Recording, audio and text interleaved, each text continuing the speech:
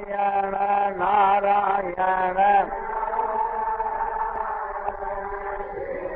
नारायण नारायण नारायण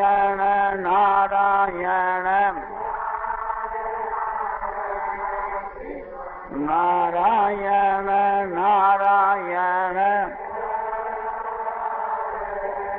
श्रीमन्नारायण नारायण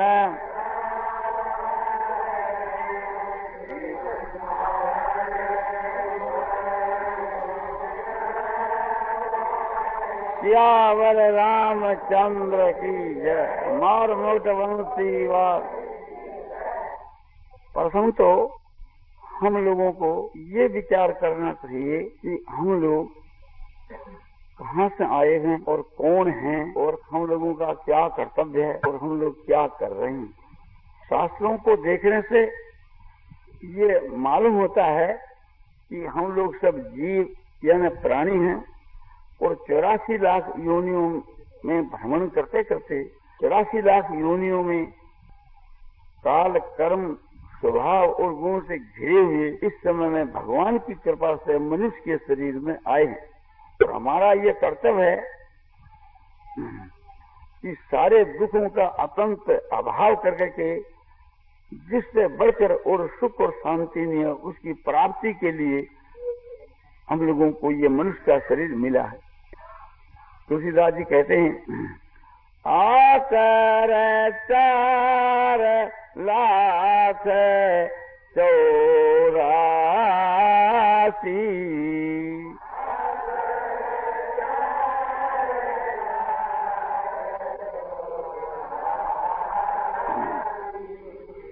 योनि भ्रमत यह जीव अविनाशी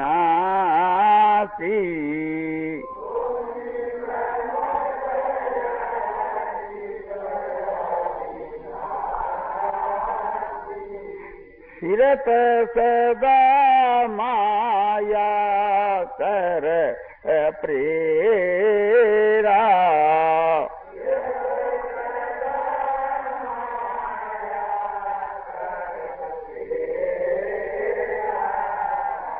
काल कर्म स्वभाव गुण घेरा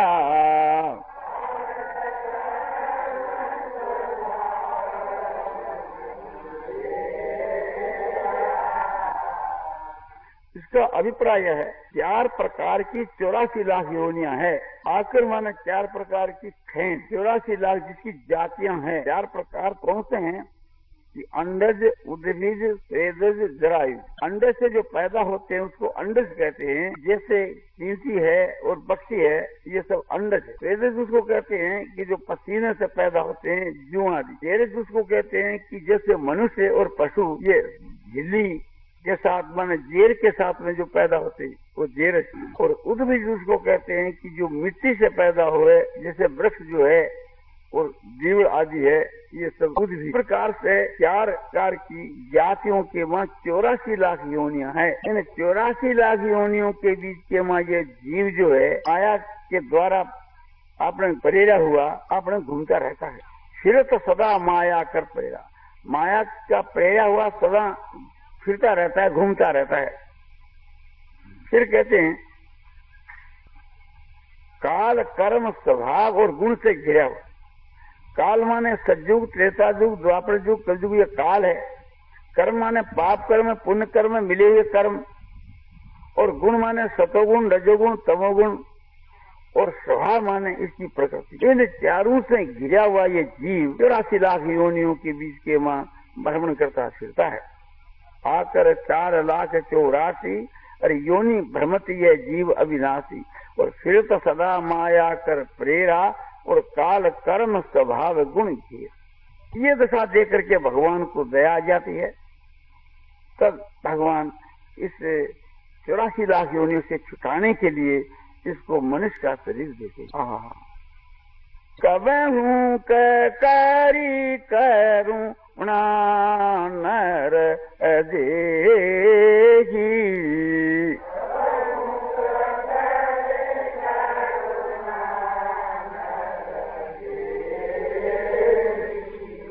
जेत ईस बिनु हेतु स्नेही।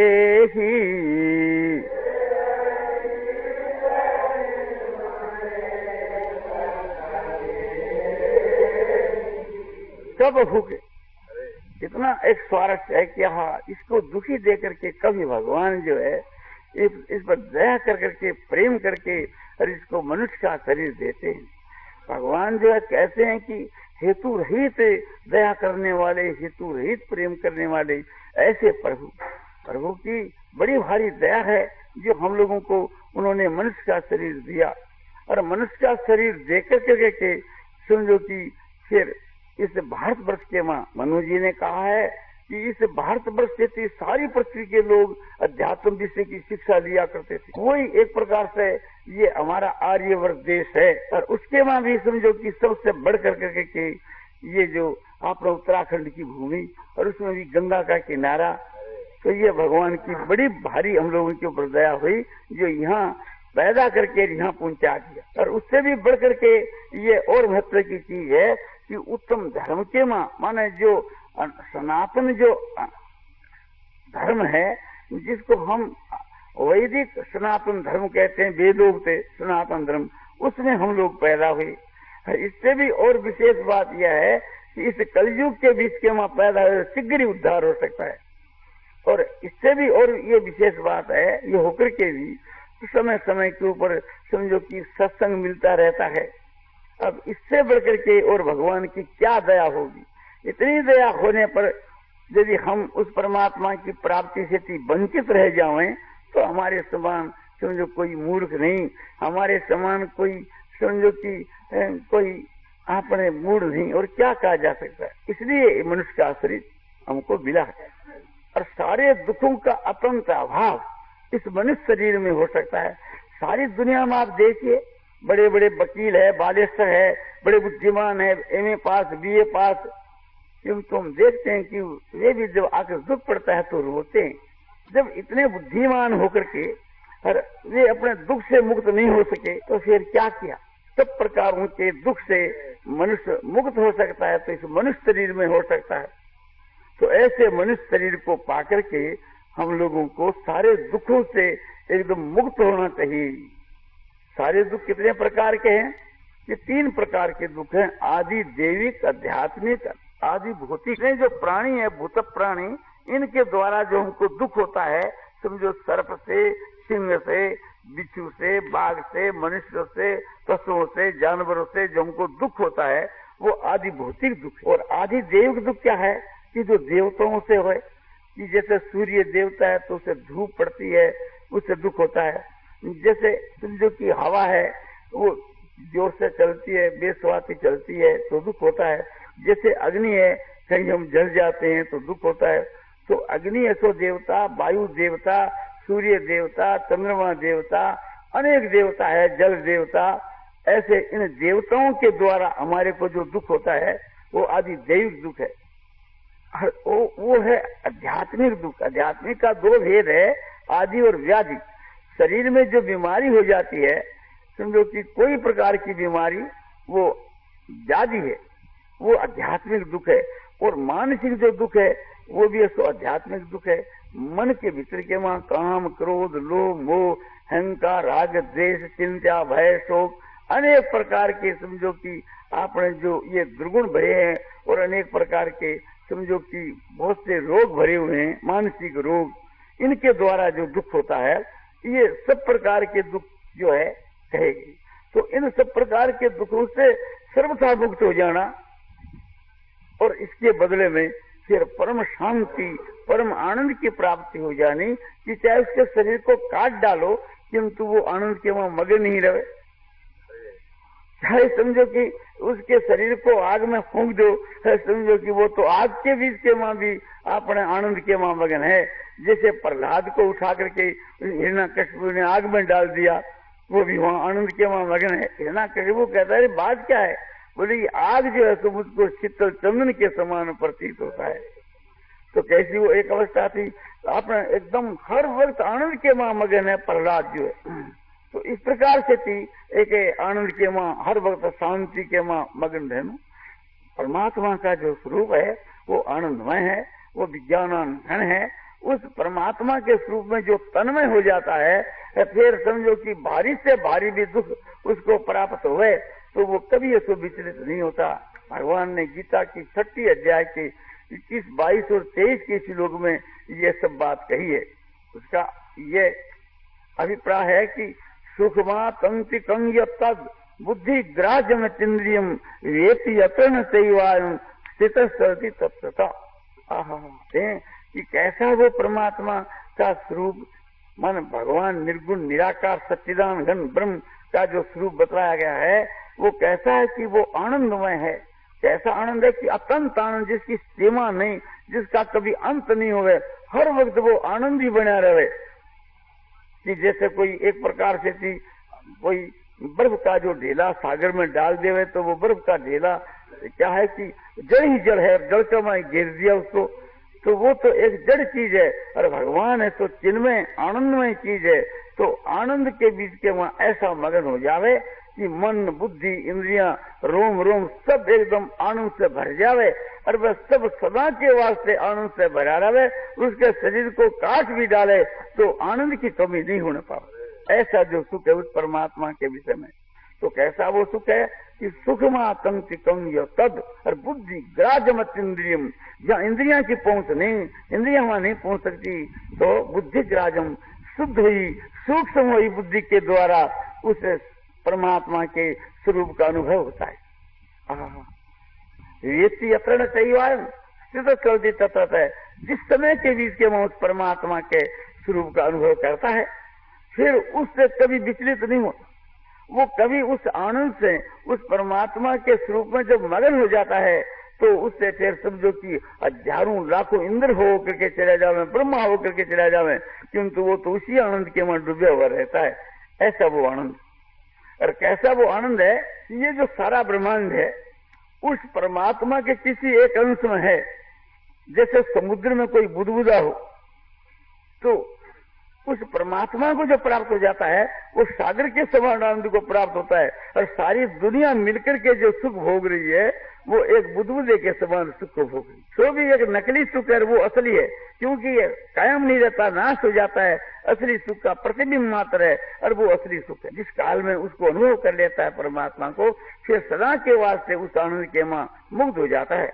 फिर कहते हैं कि यंग लब्ध्वा परम लाभं मन्नते नादिकं तथा यस्मिन् स्थितो न दुखे में गुरुणापि विचालते। जिस परमात्मा को पाकर के, जिस आनंद में ब्रह्म को पाकर करके और उससे बढ़कर के और कुछ भी नहीं समझता है, और जिस आनंद में स्थित होने पर भारी से भारी उसके ऊपर आकर के समझो कि आघात पड़े, दुख पड़े, तो वो किंचित मात्र भी उस आनंद से कभी विचलित नहीं होता। चाहे उसके शरीर को समझो कि काट डालो और चाहे उसके शरीर को आग में झोंक दो, किंतु एक प्रकार से उसको ताप भी नहीं आता और वो एक प्रकार से विचलित भी नहीं होता। वो तो उसी आनंद के वहां हर वक्त मगन ही रहता है। तो लेकर के भगवान अर्जुन को कहते हैं कि अर्जुन, अब अर्जुन को सन्मुख करके के भगवान उसको जोर दे करके और तेजी के साथ कहते हैं कि तम विद्या दुख संयोग है वियोगं योग संगीतम। अर्जुन उस योग को, उस परमात्मा की प्राप्ति रूप योग को तुम्हारे को समझना चाहिए, जानना चाहिए। कैसा जो आनंद है वो कि दुखों के संयोग का वियोग रूप आनंद, या दुखों के संयोग का अत्यंत अभाव है, दुख की वहां बूंद भी नहीं, दुख का समझो कि स्वप्न भी नहीं हुआ, ऐसा जो आनंद है उसके लिए तुम्हारे को चेष्टा करनी चाहिए। निश्चय योगतव्य, उसके लिए तुम्हारे को निश्चय करके के अपने साधन करना कर्तव्य है। इस प्रकार से थी कि अनिर्विण चित्त है, मन नए उगताए चित्त से उगताना नहीं चाहिए, उसको करते ही रहना चाहिए एक प्रकार से, तो उस आनंद की प्राप्ति हो जाती है। तो हम लोगों का इस संसार में जो जन्म हुआ है उस परमात्मा की प्राप्ति के लिए हुआ है, न कि संसार के विषय भोगों के लिए। और मनुष्य का शरीर पाकर के जो संसार के विषय भोगों के वहां जो मन लगाता है उसके लिए सबने उसकी निंदा की है। तुलसीदास जी कहते हैं कि यही तनु कर फल विषयन है भाई,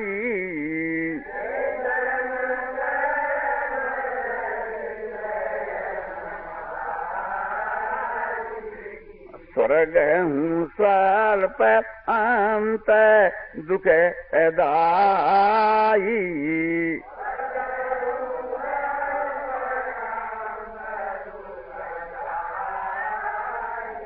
हे भाई, इस शरीर के पाने का जो फल है तो विषय भोग ही नहीं है, तो क्या है कि परमात्मा की प्राप्ति। स्वर्ग जो वो भी नहीं, वो भी अल्प है, थोड़े काल के बाद में स्वर्ग से विच्युत हो जाता है। चेतन भुक्तवा स्वर्ग लोकन विशालम क्षण पुण्य मृत लोकन विषंति। जो स्वर्ग को जाते हैं वहाँ विशाल भोग भोगते हैं, भोग भोगने के बाद फिर यहाँ चले आते हैं।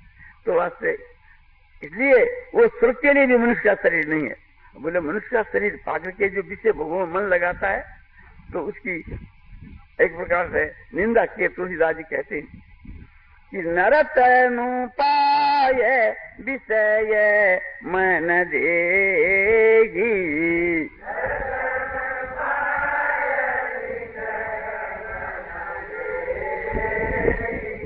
और पलटी सुदाते सस विष लेगी।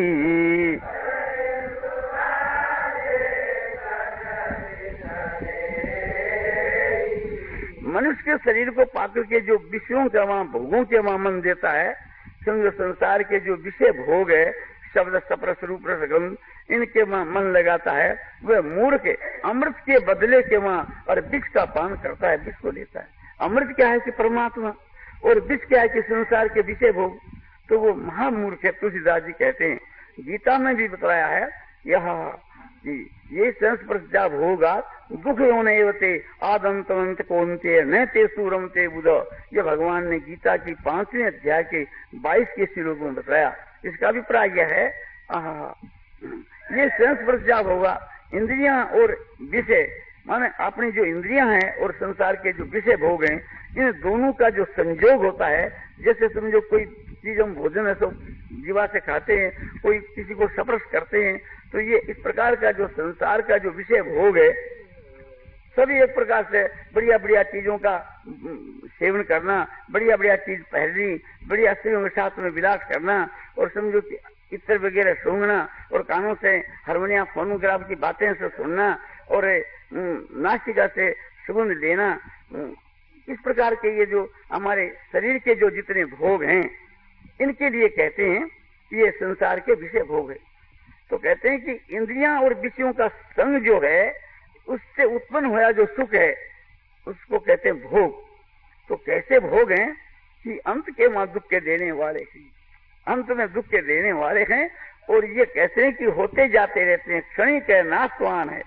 तो ऐसे संसार के विषय भोगों में न तेसु रमते बुध, बुद्ध जो विवेकी है वे नहीं रमते, विवेकशील नहीं रमते। तो कौन रमते हैं कि मूर्ख लोग जो अविवेकी हैं, वे ये सो रमते हैं। असली जो भगवान के माँ रमते हैं, माने जो अच्छे जो भगवान के जो भक्त हैं, वो भगवान के माँ रमते हैं, संसार के माँ नहीं रमते। तो भगवान में कैसे रमते हैं कि भगवान के 2 स्वरूप माने गए हैं, एक तो निर्गुण निराकार और एक सगुण साकार। माने सगुण निर्गुण, तो सगुण साकार में किस प्रकार से रमण है, ये भगवान गीता में कहते हैं कि आहा मच्चिता मदगत प्राण बोधियंत परस्परं और कथयंत मांग नित्यम तुषंती च रमंती च। मच्चिता जिनका मेरे में स्थित है वो मच्चिता, और मदगत प्राणा जिनका जीवन मेरे ही लिए है वो मदगत प्राणा, और बोधियंत परस्परम आप स्त्री के बीच के माँ मेरे गुण प्रभाव तत्व रहस्य की बातों को करते हुए एक दूसरे को जनाते रहते हैं, मेरे तत्व और रहस्य को एक दूसरे को जनाते रहते हैं। वे बोधियंत परस्परम और कथयंत मांग नित्यम, और मेरे गुण प्रभाव तत्व रहस्य की बातों को मेरे भक्तों में कथन करते रहते हैं। वो कथयंत मांग नित्यम और तुषंती च रमंती च, और उनके बीच में उपरोक्त प्रकार से रमण करते हैं और उसके वहां संतोष लाभ करते हैं। ऐसे जो मेरे भक्त हैं वे तो मेरे में रमते हैं, और समझो कि ये मूर्ख जो पुरुष है वे संसार के विषय भोगों के वहां तो रमते हैं।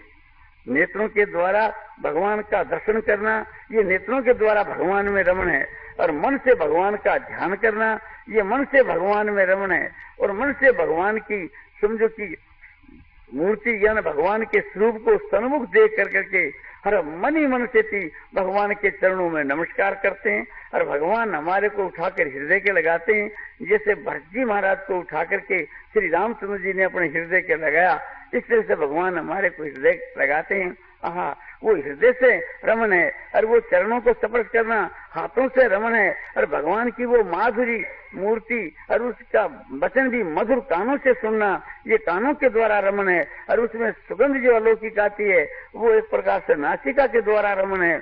और भगवान की साथ में बातचीत करना वाणी के द्वारा रमन है। इस प्रकार से हमारी इंद्रियों का जो भगवान के साथ में जो संग है वो है रमन है। इस प्रकार का जो रमन करते हैं उससे उनको जो संतोष और शांति और जो आनंद मिलता है, उनके लिए फिर भगवान कहते हैं कि तेसां सतत युक्ता नाम भजतां प्रीति पूर्वकम ददामि बुद्धि योगं तंग ये न मामुपयान्ति ते। इस प्रकार से नित्य निरंतर जो मेरे में लगे हुए हैं और प्रेम पूर्वक जो मेरे को रात और दिन भरते हैं, उन महापुरुषों को मैं वह बुद्धि योग देता हूँ कि जिससे वे मुझ परमात्मा को प्राप्त हो जाते हैं। तो ये भगवान के सगुण भगवान में रमण की बात है। ऐसे ही निर्गुण निराकार के मां रमण की बात भी भगवान ने कही, वो कुंसी के 5वें अध्याय के 24 के श्लोक में। और ये जो मैंने बताया ये 10वें अध्याय का 9 का और 10 का श्लोक है, और वो 5वें अध्याय का 24 का श्लोक कैसा है कि अंतर सुखंतरा राम है तथा अंतर ज्योति रेव से योगी ब्रह्म निर्वाण ब्रह्म भूतो जिगच्छति। आहा, कहते हैं ब्रह्मभूत ब्रह्म स्वरूप योगी, ब्रह्म का जो स्वरूप है सच्चिदान घन जो ब्रह्म है, उसके माने प्रवेश होकर के एक ही भाव होकर के परमात्मा के स्वरूप में स्थित होकर के ब्रह्म रूप बन करके के और कैसा अनुभव करता है कि अंतर सुख है। अंतर माने आत्मा, आत्मा के भीतर सुख का मतलब एक प्रकार परमात्मा जो है वो आनंदमय है। उस आनंद में परमात्मा के मां ऐसा मगन हो जावे, उस आनंद का अनुभव करे, उस सच्चिदानंद परमात्मा के आनंदमय स्वरूप का अनुभव करे। ये एक प्रकार से थी अंतर सुख है, अंतर सुख वाला पुरुष है। और अंतराराम है माने आत्मा राम, आत्मा में आराम करने वाला। आत्मा राम क्या? आत्मा माने परमात्मा, और परमात्मा के स्वरूप का जो बारंबार मनन करना है, उनका जो एक प्रकार से ध्यान करके उसका मनन करना है, वो एक प्रकार से समझो कि आत्मा राम माने सतचिदान घन निर्गुण निराकार ब्रह्म के स्वरूप का हर वक्त एक प्रकार से मनन करता रहता है, वो उसमें एक रमण है।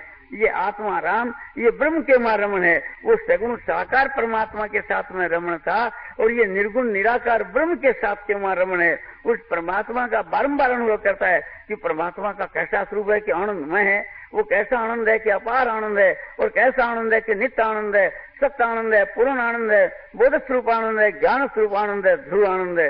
इस प्रकार से उस आनंद के मां डूब करके और आनंद ही आनंद का अनुभव करता है।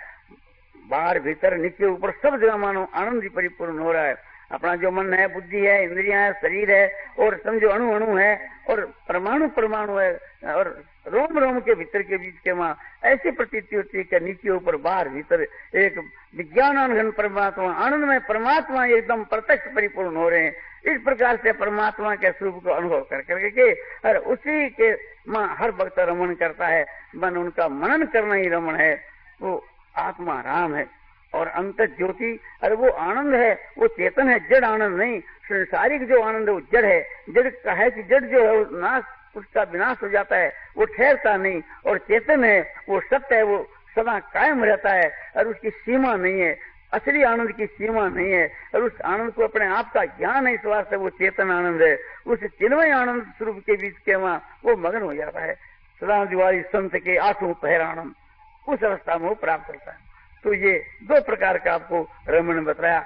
ऐसे जो पुरुष हैं, अंत ज्योति मन आत्मा, आत्मा ही ज्योति, इस प्रकार का अनुभव करने वाला। आत्मा तो ज्ञान स्वरूप है, बोध स्वरूप है, चिन्मय है, ऐसा अनुभव करने वाला वो निर्वाण ब्रह्म को प्राप्त हो जाता है। यानी वो परमात्मा में विलीन हो जाता है, वो खुद परमात्मा ही बन जाता है, परमात्मा में एक ही भाव हो जाता है। उसको सहज मुक्ति मिल जाती है। वो भगवान जो है, चिन्मय जो है, विज्ञान स्वरूप भगवान है, वो ज्योति में ज्योति मिल जाता है। यानी भगवान की ज्योति में वो तद्रूप होकर एक ही भगवान मिल जाता है। ऐसी जो स्थिति है, ये आपको इस विषय की बताई। अब हमको ये विचार करना है दूसरा। पहली जो ये बात उठाई थी उसका तो ये उत्तर संक्षेप से हो गया। क्या कि भाई हम लोग कौन हैं? सब प्राणी है, जीव है, तो हम लोग कहाँ से आए हैं? कि 84 लाख योनियों से भ्रमण करते करते आए हैं। कैसे आए हैं? कि भगवान की कृपा से आए हैं। हमारा क्या कर्तव्य है कि सारे दुखों का अत्यंत अभाव और परम शांति परमानंद की प्राप्ति, परम शांति और परमानंद की प्राप्ति। तो वो इस प्रकार से सगुण ब्रह्म की जो प्राप्ति है वो भी परमानंद की प्राप्ति है, परमानंद स्वरूप ये सगुण भगवान। और निर्गुण ब्रह्म की जो प्राप्ति है वो परमानंद स्वरूप है। इसके लिए हम लोग आए हैं और इस काम को नहीं करके क्या कर रहे हैं? इस संसार के विषय भोग रूपी धूल को चाट रहे हैं और अपने जीवन को इसको नष्ट कर रहे हैं, जो कि आगे जाकर के घोर पश्चाताप करना पड़ेगा। सो पर प्रदुख पावही सिर धुनि धुनि पछिता।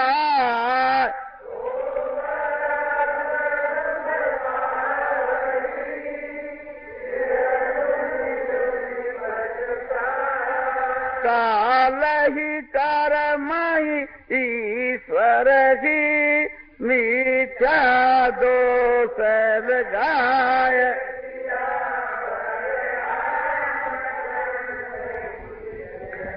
वे आगे जाकर के सिर्फ ढूंढ ढूंढ करके घोर पश्चाताप करेगा, काल को, कर्म को, ईश्वर को झूठा दोष लगाएगा। कोई कहेगा कि भी कलयुग का समय आ गया इसलिए हम परमात्मा को प्राप्त नहीं कर सके। कोई कहेगा कि हमारे तकदीर की बात है, हम क्या करें। कोई कहेगा ईश्वर ने हमारे लिए समझो ऐसा कर दिया। तो न तो कोई ईश्वर का दोष है और न काल का दोष है, किसी का भी दोष नहीं है, दोष उस अपने आप का है। क्योंकि काल का दोष तो तब होए कि कलयुग में कोई आपत्ति होए। कलयुग में तो परमात्मा की प्राप्ति बहुत शीघ्र हो सकती है, थोड़ा परिश्रम से भी हो सकती है। और स्वयं तुलसीदास जी कहते हैं, भगवान भी कहते हैं, तुलसीदास जी कहते हैं, कल युग सम युग आन नहीं, जो नर करे विश्वास।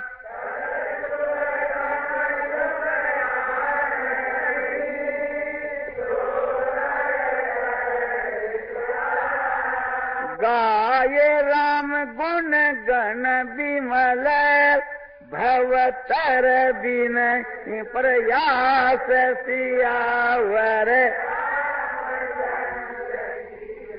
कलयुग के समान कोई उत्तम युग नहीं है। यदि कोई मनुष्य विश्वास करे भगवान का गुण गाने से बिना ही परिश्रम संसार सागर के पार हो जाता है। और विष्णु पुराण के 6 अंश की दूसरी अध्याय के वहाँ वेदव्यास जी ने भी यही बात कही है कि कलयुग को तो धन्य है, कलयुग को धन्य है।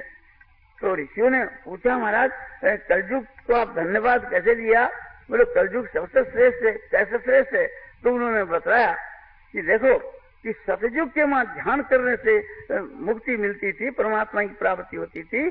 तो त्रेता युग में जग करने से, द्वापर के माँ पूजा करने से, कलयुग में भगवान के नाम का कीर्तन करने से वो काम की सिद्धि हो जाती। दूसरी बात ये बतलाई कि सतयुग के माँ 10 वर्ष परिश्रम करने से समझो मुक्ति होती थी, 10 वर्ष साधन करने से। और त्रेता के माँ 1 साल में होने लगी और द्वापर में 1 महीने के साधन से भगवान की प्राप्ति होती थी। और कलयुग के माँ 1 दिन के साधन से भगवान की प्राप्ति हो सकती है। इसलिए कहते हैं मैं कलयुग को धन्यवाद देता हूँ। कलयुग जो है तो अवगुणों की क्षण है, किंतु उसमें एक भारी गुण है कि भगवान की भक्ति करने से थी उसका तुरंत ही कल्याण हो जाता है। ये एक उसमें गुण भी है, तो अपने को गुण ग्रहण करना चाहिए, अवगुणों को ग्रहण नहीं करना चाहिए। विश्वास से ये बात बतलाई जाती है। अब दूसरी बात ये बतलाई जाती है कि भाई परमात्मा क्या चीज है और ये जीवात्मा क्या चीज है और ये जो संसार हमको दिख रही है क्या चीज है और ईश्वर की प्रकृति कहते हो प्रकृति क्या चीज है और इसका परस्पर में सबका संबंध क्या है। माने जीवात्मा का परमात्मा के साथ में क्या संबंध, जीवात्मा का प्रकृति के साथ में क्या संबंध, जीवात्मा का इस संसार के साथ में क्या संबंध और परमात्मा का इस जीव के साथ में क्या संबंध और प्रकृति के साथ में क्या संबंध और प्रकृति का परमात्मा के साथ में, संसार के साथ में क्या संबंध। इस प्रकार का भी विचार मनुष्यों को करना चाहिए। जब इस प्रकार का अपने को ज्ञान नहीं है तो फिर समझो कि पशुओं में और मनुष्यों में फर्क ही क्या है। हार निद्रा भय मेथुनानी सामान्य चेतानी नराणाम पशुनाम। हार निद्रा भय मेथुन ये मनुष्यों के माँ भी है और पशुओं के माँ भी है। तो वो तो पशु धर्म है। हम मनुष्य का शरीर धारण करके के और पशुओं की माफक समझो कि आपने समय बिताया तो हमारे लिए बहुत ही लज्जा की बात है। आहार माने भोजन, भोजन जो तो पशु भी करते हैं और मनुष्य भी करते हैं। समझो कि निद्रा मन पशु भी नींद लेते हैं और हम लोग भी नींद लेते हैं, और समझो कि मैथुन पशु भी मैथुन करते हैं, मनुष्य भी मैथुन करते हैं, तो फिर पशुओं से तुम्हारे में अधिकता क्या है? और पशु भी मौत से डरते हैं और हम लोग भी मौत से डरते हैं, तो ये तो सामान्य लक्षण है नहीं। वो एक विशेष जो परमात्मा के विषय का जो ज्ञान है, धर्म का जो पालन है, ये है एक वो अधिक बात है, वो नहीं है तो सब पशु के समान ही है। इस वास्ते हम लोगों को कम से कम ये बात समझनी चाहिए। तो परमात्मा क्या चीज है और जीवात्मा क्या चीज है? इस शरीर के भीतर के बीच के माँ, ये जो शरीर है ये तो मुर्दे के तुल्य है। जब इसमें से जीवात्मा निकल जाएगा तब तो फिर इसको लोग ले जाकर जा देंगे, भस्म कर देंगे, और इसका क्या होगा? मिट्टी में मिट्टी मिल जाएगी। तो इसके भीतर में जो चेतन है, जो ज्ञाता पुरुष है, वो जीव का स्वरूप है। इदं शरीरं कौन्तेय क्षेत्र वित्ते विधीयते एतदियो एति तंग प्राहु क्षेत्रज्ञ इति तद्विध। ये शरीर है तो क्षेत्र, और इसके भीतर के मां जो आत्मा है उसका नाम क्षेत्रज्ञ। क्षेत्रज्ञ इसलिए है वो शरीर के जानने वाला है। अरे यह बात कौन कही है कि तद्विध है, उस ब्रह्म के जानने वाले महापुरुष ने यह बात कही है। तो ये शरीर जो है ये अपने जड़ है, ये जानने में आता है। ये शरीर, ये मेरे हाथ, ये मेरे पैर, ये नेत्र, ये नासिका, ये जीवा, इत्यादि का सबका एक प्रकार से जिसको ज्ञान है वो आत्मा है, जिसको सबका ज्ञान है। समझा कि आपने ये शरीर है, इससे तो सूक्ष्म इंद्रियां है, इंद्रियों से सूक्ष्म मन है, मन से सूक्ष्म बुद्धि है, और बुद्धि से भी सूक्ष्म और श्रेष्ठ है तो आत्मा है। इंद्रियां जो है शरीर से परे, और उससे भी परे मन, मन से परे बुद्धि, और बुद्धि से परे आत्मा। सभी इंद्रियों की बात मन जानता है, मन के द्वारा सारी इंद्रियों की बात जानी जाती है, किंतु किसी इंद्रिय की ताकत नहीं कि मन को जान सके। और मन से परे बुद्धि है कि हमारा मन कलकत्ता गया, बम्बई गया, इस बात को बुद्धि के द्वारा हम समझते हैं। और बुद्धि से भी परे आत्मा है कि मेरी बुद्धि आज ठीक है, आज मेरी बुद्धि ठीक नहीं, आज एक प्रकार से मेरी बुद्धि के वहां समझो कि विभ्रमता हो रहा है। तो इस बात का ज्ञान आत्मा को है, और बुद्धि से भी परे आत्मा। तो इस वास्ते सबसे परे जो सो आत्मा है, और आत्मा चेतन है, उसी को हम जीव कहते हैं। तो ऐसा जो आत्मा है वो इस शरीर के मां समझो कि शरीर का ज्ञाता, और परमात्मा सर्वज्ञ, वो सबका ज्ञाता है। इस वास्ते जैसे ये जीवात्मा है चेतन, ऐसे परमात्मा चेतन है, ये अल्पज्ञ है, वो सर्वज्ञ है। जैसे घड़े का आकाश हो है तो उसको कहते हैं घटाकाश, और ये लंबा चौड़ा जो आकाश है महान, जिसकी सीमा नहीं, ये महाकाश। तो महाकाश की जो तो परमात्मा है और घटाकाश की जो जीवात्मा है, और दोनों की एक ही जाति है, और वो उसी का अंश है। इसी बात को लेकर के भगवान समझो कि गीता की 15वें अध्याय के 7 के श्लोक में कहते हैं कि जीवात्मा और परमात्मा का क्या संबंध है? कि ये संबंध है कि ये उसका अंश है, वो अंशी है। ममई वांसो जीवलोके जीव भूत है सनातन है। ये जीवात्मा, ये सनातन मेरा ही अंश है। इस शरीर के मां जो है, इस देह के मां जो जीवात्मा है, भगवान कहते हैं मेरा ये अंश है, मेरा ही स्वरूप है। तुलसीदास जी भी कहते हैं ईश्वर अंश जीव अविनाशी,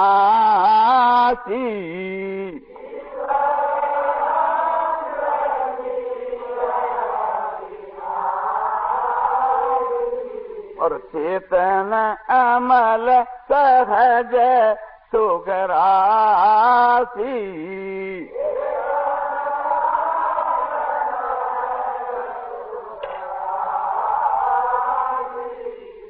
जीवात्मा ईश्वर का अंश है और चेतन है, मल रहित है, आनंद की राशि है।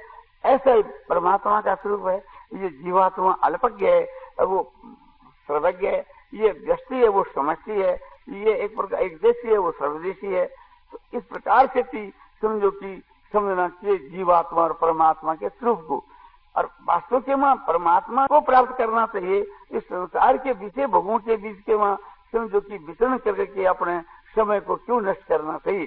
ये मनुष्य का जीवन इतना उत्तम है कि इस मनुष्य के जीवन के बीच के मां सावधानी के साथ अपना जीवन बिताए तो अपना कल्याण कर सकता है, सारी दुनिया का कल्याण कर सकता है। इतनी इसके भीतर में ताकत है। तो इस बात को ध्यान में रख करके और समझो कि आपने जिस काम के लिए आया है उसी काम में अपना समय बिताना चाहिए। तो ये मालूम है कि जीवात्मा ये और परमात्मा, परमात्मा क्या है कि सत्य चित्त आनंद धन, आनंद धन जो है और चेतन जो है, और समझो कि आप नित्य और सत्य है और अनंत है ऐसा उस परमात्मा का स्वरूप है। आकाश की जो अनंत है, आकाश की जो निराकार, आकाश की जो विकार रहित, आकाश की जो अक्रिय क्रिया रहित, विकार रहित, ऐसा जैसे आकाश है और आकाश उसमें और विशेषता है। ये विशेषता है कि आकाश भी जड़ है और परमात्मा चेतन है। आकाश से बढ़ करके वो अनंत है, आकाश से बढ़ करके व्यापक है, आकाश से बढ़ करके समझो कि अपने सब प्रकार से आकाश से बढ़ करके है। तो ऐसा जो परमात्मा का निराकार स्वरूप है और उसी का अंश ये जीवात्मा है। अब दूसरी बात ये कि प्रकृति क्या है, कि प्रकृति ईश्वर की शक्ति का नाम गीता के मां महत्व ब्रह्म का है, वो परमात्मा की शक्ति है। तो वो शक्ति से इसका क्या संबंध है जीवात्मा का, कि ये जो शरीर है उस परमात्मा की शक्ति जो प्रकृति है, उस प्रकृति का कार्य है, प्रकृति का ये विकार है, तो शरीर है। तो शरीर जो है वो प्रकृति का अंश है और आत्मा जो है वो परमात्मा का अंश है। ये दोनों मिलकर के, शरीर और आत्मा दोनों मिलकर के हमारी अभिव्यक्ति है। ये हमारा स्थूल शरीर है, इसके वहां सूक्ष्म शरीर है, इसमें कारण शरीर है। माने सूक्ष्म शरीर वह है कि रात्रि के वहां हम समझो गद्दी पर सो जाते हैं और स्वप्न देखते हैं, तो ये जो हमारा शरीर है वो तो गद्दी पर सुता हुआ है और सपने में हम बगीचों की सैर करते हैं। तो बगीचों की सैर करने वाला वो क्या है, वो मानसिक शरीर है, उसको लिंग शरीर कहते हैं, उसको सूक्ष्म शरीर कहते हैं। और मरने के समय के बीच में वो इस शरीर को लेकर जीवात्मा बाहर में निकलता है। ये पांच भौतिक जो शरीर है इसको तो यहीं छोड़ देता है और भीतर में से जो सूक्ष्म शरीर है उसको लेकर के बाहर में निकलता है। और जब गाढ़ निद्रा आती है उसमें जो एक प्रकार अपने शरीर से समझ है वो कारण शरीर है। और जिस वक्त में महाप्रलय हो जाती है, सब यौन मात्र सब नष्ट हो जाते हैं, उस वक्त में इसका कारण शरीर ये सो रहता है। फिर नई सृष्टि पैदा होती है तो उसके वहां इसका स्थूल शरीर उसको फिर मिलकर के संसार के वहां अपने कर्मों को भोग्या करता है। तो यह जो प्रकृति है वो तो हमारी माँ है और परमात्मा वे हमारे पिता है। इस प्रकार जैसे माता पिता से सब प्राणी पैदा होता है, माता के रज से और पिता के बीज से। तो भगवान कहते हैं कि एक प्रकार से माता तो योनि है और मैं बीज के देने वाला पिता हूँ। महत ब्रह्म जो है वो योनि और मैं बीज के देने वाला पिता। तो जैसे रज, ये शरीर जो है माता के रज से बना है और भीतर में जो हमारी आत्मा है बीज रूप से वो परमात्मा का चिन्मय जो स्वरूप है उसका एक अंश है। इस तरह से अपने प्रकृति और पुरुष के साथ में हमारा ये संबंध है कि वे हमारे माता पिता है, हमारे समझो कि वे अंश हैं और हम उसके अंश हैं। तो बोले यह क्या चीज है जो सामने जो जड़ वृक्ष संसार दिखती है, या क्या चीज है जो प्रकृति को कार्य, जो ईश्वर की शक्ति है, वो ईश्वर की जो जड़ शक्ति उससे सारे लोग बने हैं, सारे पदार्थ बने हैं और सारे भूत समझो कि सब वो प्रकृति को विस्तार है। महाभूतानी अहंकारो बुद्धि इंद्रियानी दशे कम से पंच से इंद्रिय गोचरा, जो सब प्रकृति को प्रसारो बतलाए। इसमें 24 पदार्थ बतलाए, 5 तो महाभूत आकाश वायु तेज जल पृथ्वी और मन बुद्धि अहंकार सीधे 5 और 3 8 और 8 आपने समझो कि 10 इंद्रियां, 5 ज्ञान इंद्री, 5 कर्म इंद्री और 5 विषय शब्द सप्र रूप। इस प्रकार से 23 और 24 प्रकृति से 23 पदार्थ पैदा हुई। इस वास्ते ये सारा विस्तार प्रकृति का नेत्र का सारा विस्तार है। तो ये समझना चाहिए कि ये सब जड़ पदार्थ है जो जानने में आते हैं, जो देखने में आते हैं, समझने में आते हैं, वो सब ऐसे जड़ वर्ग है। अब ये समझना चाहिए कि प्रकृति इसका क्या संबंध, कि प्रकृति तो कारण है और ये कार्य है और प्रकृति उसकी शक्ति होने के कारण से प्रकृति भगवान की शक्ति है और भगवान शक्तिमान है। और शक्ति और शक्तिमान जो है भिन्न भी है अभिन्न भी है। जब ऐसा समझ ले कि शक्ति है तो मैं को स्वरूप ही है तो ठीक है, यह संसार है तो भगवान को स्वरूप ही है। प्रकार से समझो कि इनका परस्पर का जो भेद है वो आपको बतलाया, इनका स्वरूप आपको बतलाया, चारों का, परमात्मा का और जीवात्मा का और ईश्वर की प्रकृति का और प्रकृति का कार्य जड़ वर्ग इनका, और इनका परस्पर में आपको संबंध बताया। इनका इस प्रकार से एक दूसरे के साथ में संबंध है। इस बात को समझ करके हमको क्या करना चाहिए कि संसार के विषय भोग जो क्षणिक और नाशवान है, एक प्रकार से आज और कल नहीं है, इस बात को सोच करके अपने कर्तव्य का पालन करना चाहिए। भगवान ने हम लोगों को जो भी कुछ दिया है, बुद्धि दी है, बल दिया है, ज्ञान दिया है और समझो ऐश्वर्य दिया है, जो कुछ दिया है, स्त्री पुत्र धन रुपया, ये सब किस लिए दिया है कि परमात्मा ने समझो अपनी प्राप्ति के लिए, उस ब्रह्म की प्राप्ति के लिए मन दुखों का अत्यंत अभाव हो जावे और परमानंद की प्राप्ति हो जावे। इसके लिए किंतु हम उसका दुरुपयोग कर रहे हैं। परमात्मा की प्राप्ति इन पदार्थों से हो जाती है, बल से, बुद्धि से, एक प्रकार से समझो कि आप शरीर से और धन से और बालकों से, स्त्री से, इन सब से क्या भगवान की प्राप्ति हो सकती है? बोले जरूर हो सकती है। दोनों बात ही हो सकती है। जब इसका हम उपयोग ठीक करें तो भगवान की प्राप्ति हो सकती है, इसका दुरुपयोग करें तो इसका फल नरक की प्राप्ति होती है। हर एक बात के लिए ख्याल करके देखो, हमारे भीतर के वहाँ जो बल है, जो पराक्रम है, उसको हम परमात्मा के भजन ध्यान में, परमात्मा की प्राप्ति में लगावें तो उसका फल परमात्मा की प्राप्ति है। और उस बल को एक समझो कि परस्त्री गमन में, भोग भोगने में और दूसरों का अनिष्ट करने में लगावें तो उसका फल नरक की प्राप्ति है, वही बल। इसी प्रकार से हमारे पास में रुपया है तो उन रुपयों को हम ईश्वर की भक्ति में, ज्ञान में, वैराग में लगावें, संसार के कल्याण के विषय में, संसार के हित में। जैसे समझो की पुस्तक जो है आपने उसके वितीर्ण करने में जो अध्यात्म विषय की पुस्तक है, जिससे बुद्धि, विवेक, ज्ञान बढ़ता है, जिसके वहाँ ईश्वर की भक्ति, सदाचार, ज्ञान, वैराग ऐसी बातें लिखी हुई है, ऐसे पुस्तकों का वितरण करें जिससे लोगों को ज्ञान बढ़ के, लोगों में भक्ति बढ़ करके उनका कल्याण हो जावे। तो वो एक प्रकार से वो पैसा हमारा एक प्रकार से मुक्ति के देने वाला हो गया। इसी प्रकार से कि उन पैसों को जो दुखी है, अनाथ है, अभ्यागत है, अंगहीन है और समझो कि महान एक प्रकार से तकलीफ में है, समझो कि कुटुंब तो होते पैदा कम है, ऐसे आदमियों को हम देवें। ये किसी के लड़की है, समझो कि 4-5 लड़की है, घर में पैसा नहीं है, बिना पैसा बिना विवाह नहीं हुए तो उनकी लड़कियों का विवाह करावें। कि भाई हो, चे ब्राह्मण हो, चे समझो कि कोई हो, चे बंगाली हो, चे मारवाड़ी हो, कोई भी हो, जो अनाथ है, दुखी है, उसका पैसा नहीं है और उसी को हम मदद करें तो वो हमारे मुक्ति के वहाँ सहायक होता है। ऐसे ही समझो कि विधवा स्त्रियां हैं जो एक प्रकार से जिनके पास कुछ नहीं है, ऐसी जो विधवा स्त्रियां अपने उनकी हम सेवा करें, सहायता पहुंचावें तो उससे हमारी निष्काम भाव से पहुंचावें तो हमारी मुक्ति होती है। तो वह पैसा हमको मुक्ति के देने वाला हो जाता है। और उन पैसों को लेकर के हम मदिरा पीवें या मांस खावें या अंडा खावें या समझो कि बेसा के यहाँ जाकर के व्यवचार में लगावें, मद्यपान में लगावें, इस प्रकार से उन पैसों का दुरुपयोग करें तो उनका फल हमको घोर नरक की प्राप्ति होती है। तो ये पैसा तो मुक्ति के देने वाला भी है और नरक के देने वाला भी है। इसी प्रकार से हमारे में जो बुद्धि है, उस बुद्धि को हम परमात्मा में लगावें कि हाँ परमात्मा का कैसा स्वरूप है, सच्चिदानंद हुए हैं, उसमें प्रवेश करके के समझो कि दर्शन शास्त्र जो है उससे बुद्धि उपार्जन करके के, सत्संग करके, स्वाध्याय करके के और परमात्मा क्या वस्तु है उसको जानने के विषय में हम अपनी बुद्धि लगावें और बुद्धि के वहाँ समझो कि ज्ञान बढ़ावें, बुद्धि के भीतर में विवेक बढ़ावें और बुद्धि में क्षमा, दया, शांति, समता, संतोष गुणों की वृद्धि करें तो उससे हमारी मुक्ति हो सकती है।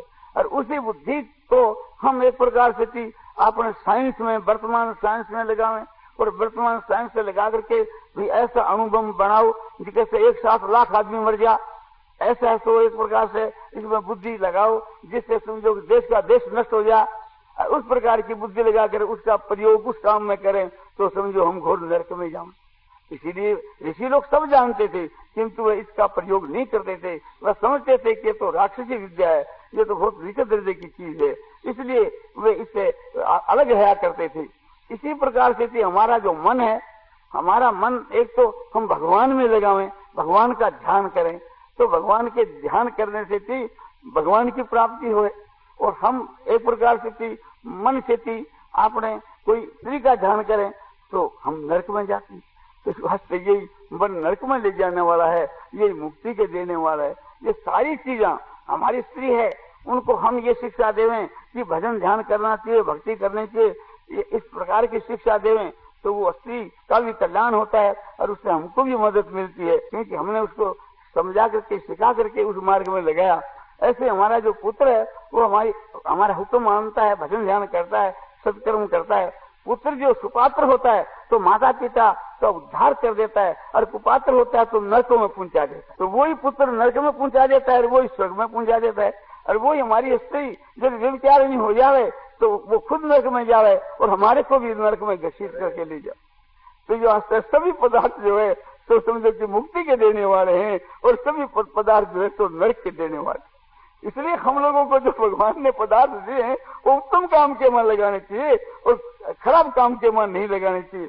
उनका सबका उपयोग ठीक करना चाहिए, उसका दुरुपयोग नहीं करना चाहिए। इसी प्रकार से हमारे को और ये विचार करना चाहिए कि देखो ये जो समय जो है ये बहुत ही अमूलक है, ये समय जो बहुत ही मूल्यवान है। एक प्रकार से हमारे देखते देखते समझो कि सब चीजें जा रही है। ये तो विचार करना चाहिए कि देखो कि हम कहाँ से आ गए और ये संसार और इससे हमारा क्या संबंध है, ये थोड़ा विचार करना चाहिए। हम जो एक प्रकार से अपना जीवन शरीर के पोषण में लगाते हैं तो मूर्खता है, कुटुंब के पोषण में लगाते हैं तो मूर्खता है, धन इकट्ठा करने में लगाते हैं तो मूर्खता है, और आराम के लिए समझो कि ऐश आराम के लिए बड़ी बड़ी बिल्डिंग बनाते हैं तो मूर्खता है। ये इसलिए मूर्खता है कि ये ख्याल करना चाहिए कि इस शरीर के वहां हम 10 शेर मांस अधिक बढ़ा दिया और आज ही हमारी मृत्यु हुई, हार्ट फेल हो गया, तो उसमें 10 शेर बोझ अधिक होगा तो क्या होगा? हमारे को जो शमशाना में जो ले जाएंगे उठा करके वे हमारे जी को रोएंगे कि हाथ बहुत भारी है, और इससे मतलब क्या होगा? और फिर होगा क्या कि उसकी खाक हो जाएगी। अधिक मांस है तो अधिक खाक हो जाएगी, थोड़ा है तो थोड़ी खाक हो जाएगी, और वो कोई काम में नहीं आवेगी, वो उड़ती फिरेगी, किसी की आंखों में पड़ेगी तो वो बेचारा तो एक दूसरी देगा। और ये हमारी हड्डियां हैं, ये ठुकराती फिरेगी, ये तो दशा होगी। तो जब तक मृत्यु दूर है, जब तक हमारा स्वास्थ्य ठीक है, तब तक इस शरीर से जो कुछ काम लेना हो हमको ले लेना चाहिए। ये शरीर रूपी एक मटर है, इसका भाड़ा पहला ले लिया है। पेट्रोल जो इसमें लगता है या एक प्रकार से कोई तेल लगता है वो हमारा लगेगा, और भाड़ा पहला ले लिया मटर का। अब इसमें तेल जो पेट्रोल खर्च कर करके और शरीर से खूब ज्यादा लाभ लेना चाहिए। पानी और पेट्रोल तो देना ही होगा। तो पानी पेट्रोल क्या है? इसको जो भोजन देना है वो तो पेट्रोल है, इसको जल पिलाना है वो पानी। तो थोड़े जल पानी से काम चल जावे, इसे मतलब ज्यादा लिया जावे, ऐसी चेष्टा करनी चाहिए। और मटर को हम श्रृंगारते रहे और समय पूरा होने पर मटर का मालिक आवे कि ला भाई तुम्हारा टाइम तो हो गया, तो हम फिर बैठे रहो, पश्चाताप करो, उससे क्या लाभ है? तो इसलिए ये जो शरीर की मटर है इसे अधिक से अधिक काम लेना चाहिए और उसकी निगरानी भी रखनी चाहिए, क्योंकि खराब हो जाएगी।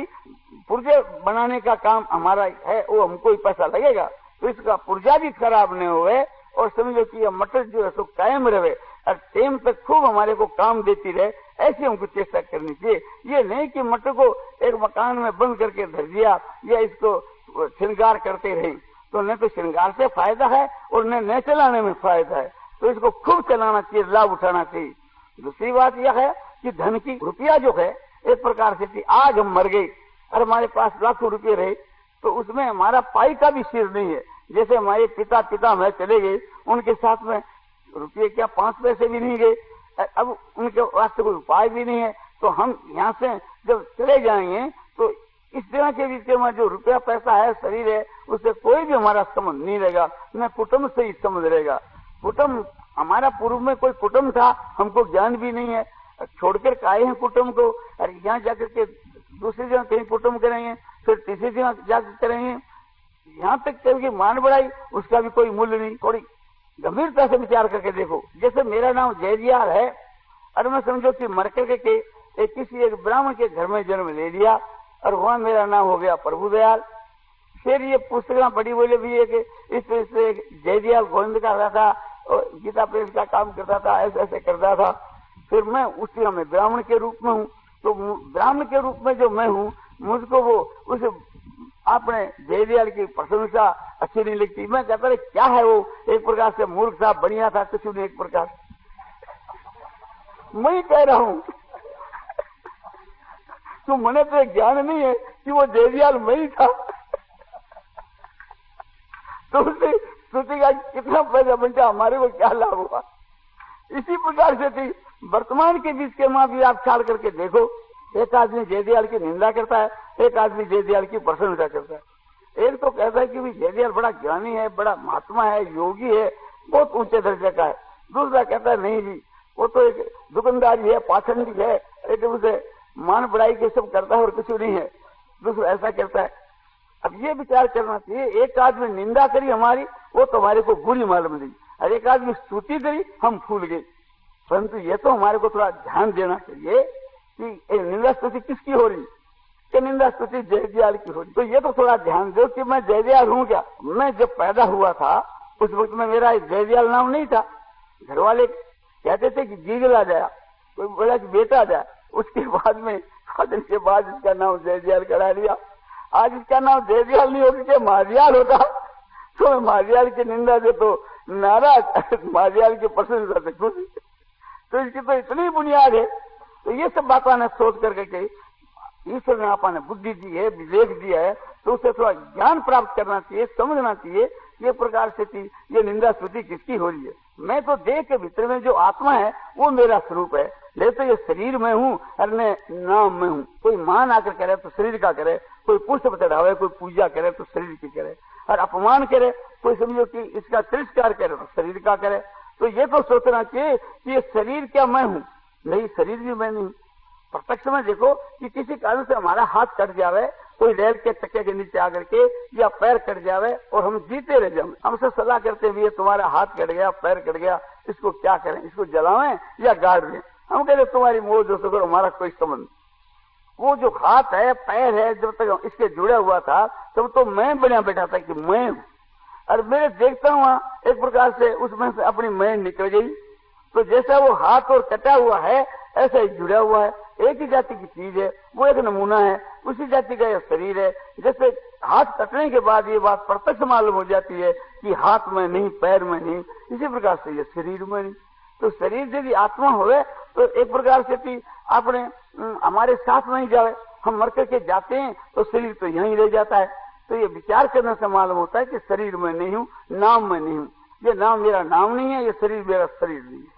तो इस वास्ते ये विचार करके के हम जिस काम के लिए आए हैं उस काम को करना चाहिए, न कि एक प्रकार से इस शरीर और नाम को लेकर बैठ जाएं और समझो मान अपमान से, निंदा स्तुति से एक प्रकार से अराग देश करें और सुख दुखी होएं और अपने जीवन को नष्ट करें। अपना तो वो काम है कि जो इस शरीर में रहता हुआ जीवन मुक्त अवस्था हो जाए, ब्रह्म की प्राप्ति हो जाए, परमात्मा की प्राप्ति हो जाए। जैसे प्राप्ति होने के बाद में चाहे कोई शरीर को काट डालो, एक प्रकार से कोई भी भय नहीं, कोई भी चिंता नहीं, कोई भी शोक नहीं, ऐसी अवस्था हमको प्राप्त करनी चाहिए। अब जो है 3 सवाल था। एक तो यह सवाल था कि एक प्रकार से आपके जो मन में वो बात को, एक ये सवाल था कि एक प्रकार से आप कहो कि भगवान श्री कृष्ण जी के ध्यान और पूजा की बात को, एक ये सवाल था कि नवदा भक्ति की बात को। तो एक प्रकार से दूसरे समय में कही जा सके, मुंह को लगे, याद रहे और फुर्सत मिले, अरे एक प्रकार से तो हो सके। तो बहुत आदमी की आ रहा थी कि भाई आप जो पहला विचारी है वो बात हो, तो मैं पहला विचारी वो बात पहला कही। और ये ख्याल करना चाहिए और ये ख्याल करना चाहिए कि एक प्रकार से कि वो परमात्मा की प्राप्ति इस शरीर में इतनी सुगम है कि जिसके बराबर कोई चीज सुगम नहीं है। रुपया कमाना इतना सुगम नहीं है कि जितनी परमात्मा की प्राप्ति सुगम है। चाहे आप हमारी बात का विश्वास करें चाहे न करें, आप पुस्तकों में दिखा दें, गीता में दिखा दें, सब में दिखा दें और युक्ति से आपको समझा दें। कोई भाई ये चाहे कि भी मेरे ये नियम है कि रोज मैं 100 रुपया पैदा कर करके सोऊंगा, तो उसका नियम नहीं चलेगा। और ये नियम है कि 100 नाम भगवान का उच्चारण करके मैं सोऊंगा, तो वो कर सकता है, भगवान के नाम का जब कर सकता है, किंतु ये उसका नहीं कर सकता कि मैं रुपया कमा करके ही सोऊंगा। वो तकदीर से संबंध है और भगवान का जो भजन है उसका संबंध तकदीर से तो नहीं है।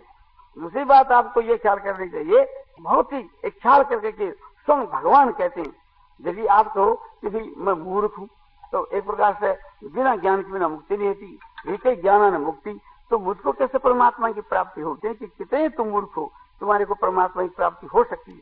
कैसे कि भाई मैं ज्ञान योग जानता नहीं, ध्यान योग जानता नहीं, कर्म योग जानता नहीं, योग का नाम सुने है और समझता नहीं क्या योग होता है, तो हमारी भी क्या मुक्ति हो सकती है? तो भगवान गीता में जोर से कहते कि हो सकती है। ध्यान आत्मनि पश्यन्ति केचित् आत्मानमात्मना अन्य सांख्यन योगेन कर्म योगेन चा परे।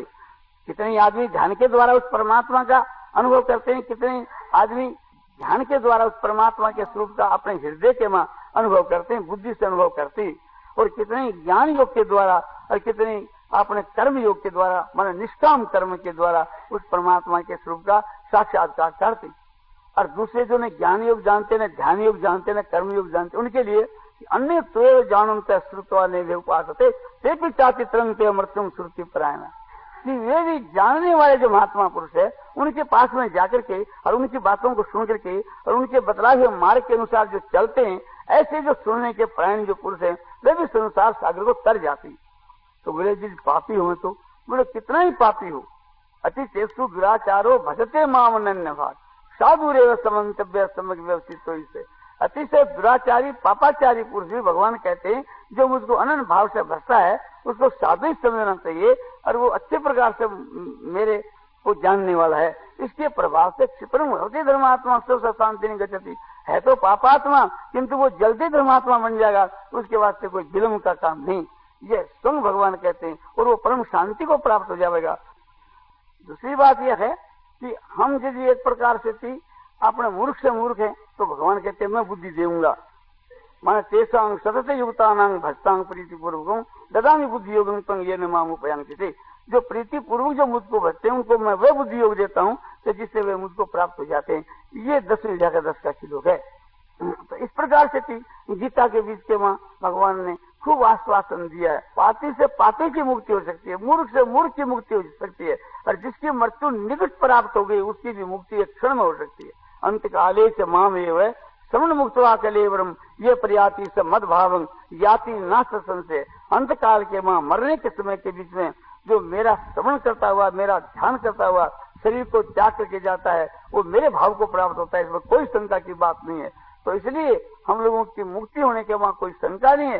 थोड़ी चेष्टा हमको करनी चाहिए और रुपया के कुमाने में जितनी हमको चेष्टा करनी पड़ती है इतनी भी चेष्टा परमात्मा की प्राप्ति के लिए नहीं करनी पड़ती। और फिर विलम्ब हो रहा है और बोले कि हम लोग तो 20 वर्ष से 30 वर्ष से साधन करते हैं, ये आप गलत कहते हो। आप 20 वर्ष के बीच के वहां समझो कि आप कितनी देर तक साधन करते हैं, बोले रोज 1 घंटा। उस 1 घंटा के बीच के वहां आपका मन जो है सो परमात्मा में कितनी बार ठहरता है और संसार का चिंतन कितनी बार करता है। आप एकांत में नाम लेते हो कि हम भजन करते हैं, ध्यान करते हैं, किंतु भूली भटकी बातों को याद करते हैं और आपको पूजा के बाद क्या करना है उसका चिंतन करते हैं। और दूसरे कहते हैं कि बाबूजी, बोले बाबूजी तो ध्यान करते हैं। अरे बोले ध्यान भगवान का करे संसार का करे तो उससे तो कैसे तो मुक्ति हो। तो भगवान के ध्यान करने से मुक्ति हो और बहुत शीघ्र मुक्ति हो सके। और ध्यान में जब आनंद आवे तो इतना आनंद आवे कि एक दफे ध्यान लग जावे तो फिर वो उसको छोड़ नहीं सके। इसीलिए आप का कहना ठीक है कि ध्यान की बात आप रोज ही कहा करो। मैंने भी सोचा कि बात ठीक है और दूसरा कोई कह रहा कि ध्यान की बात रोज क्यों कहो, तो आपने मजे नहीं आवे तो मत सुनो। वो तो बहुत ही माने उत्कोटि की चीज है और वही एक प्रकार से करनी चाहिए रोज।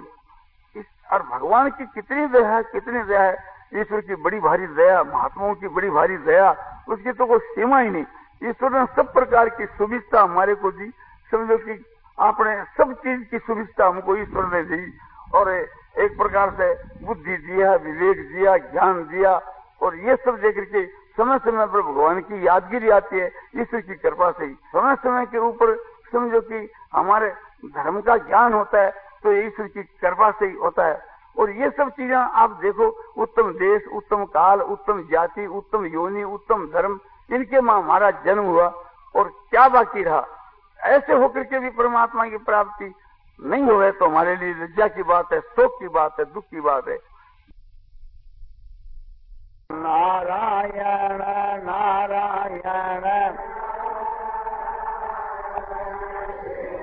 नारायण नारायण नारायण नारायण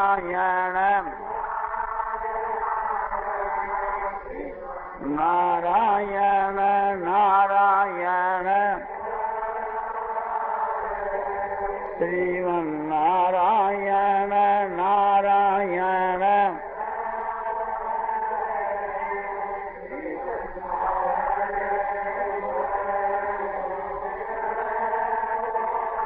सियावर रामचंद्र की जय। मार मोट वंशी वार।